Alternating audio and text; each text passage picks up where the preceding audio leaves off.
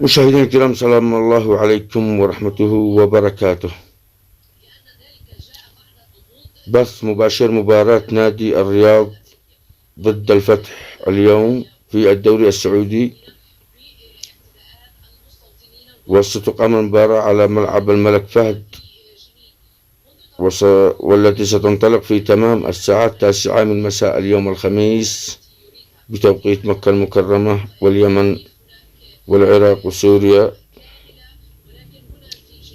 الموافق 9/10/2023 ميلادية.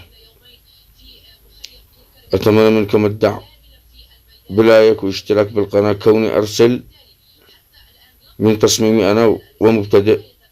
أتمنى تشجيعكم. أخوكم من اليمن، والسلام عليكم ورحمة الله وبركاته.